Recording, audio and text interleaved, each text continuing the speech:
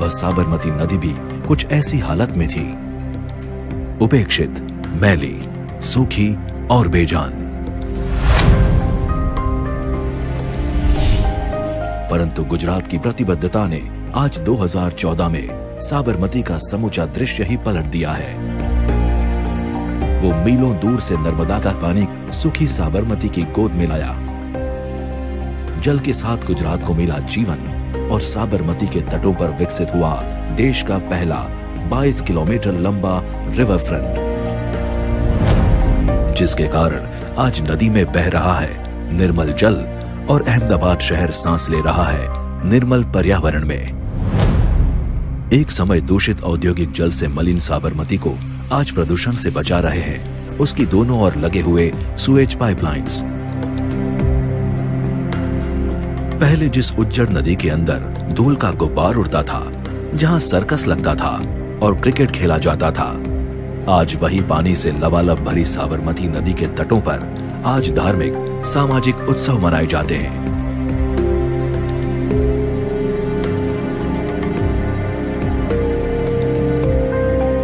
साबरमती के जल में वाटर स्पोर्ट्स खेले जाते हैं। पहले कूड़े कचरों का ढेर बने साबरमती के किनारों पर आज 1 लाख वर्ग मीटर के विशाल विस्तार में अंतर्राष्ट्रीय कक्षा के गार्डन्स और ग्रीन लैंडस्केप्स बनाए गए हैं। केवल शहरी सुंदरता को बढ़ावा देना ही इस प्रोजेक्ट का मकसद नहीं था। यह प्रोजेक्ट शहर के हजारों लोगों के जीवन में परिवर्तन लाने के एक उम्दा उद्देश्य के साथ रचा गया था। नदी के दोनों तरफ बसी हुई हजारों झोपड़ियां, जो हर वर्ष बारिश में जलमग्न हो जाती थी, उसमें बसे सभी परिवारों को भी पक्के मकानों में बसाया गया, और वो भी सभी आधुनिक सुख सुविधाओं और एक बेहतर जीवन के साथ। पहले नदी के किनारे रोजी रोटी कमाते असंख्य असंगठित व्यवसायिकों के लिए भी बनाया गया एक संगठित गुजरी बाजार, रिवर फ्रंट मार्केट। उसी तरह पहले नदी के दोनों किनारों पर बसा हुआ था असंगठित धोबी घाट, और आज भारत में पहली बार रिवर फ्रंट पर बनाया गया जल वितरण और जल निकास व्यवस्था के साथ एक आधुनिक धोबी घाट।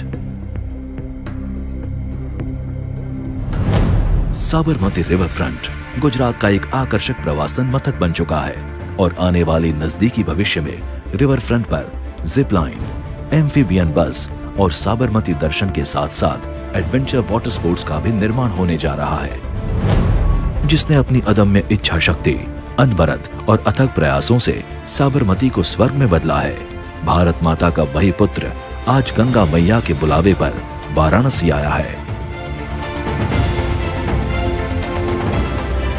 वाराणसी के लिए नया सपना लेकर, नया विजन लेकर, क्यों न काशी का ये पवित्र घाट धार्मिक पर्यटन का जीवंत केंद्र बने। क्यों न नदी के किनारे प्राकृतिक पर्यटन का विकास हो। जहां दुनिया भर से करोड़ों श्रद्धालु आते हैं, वे घाट भी क्यों न पक्के और बेहतर हो। इतनी सारी टेक्नोलॉजी होने के बाद भी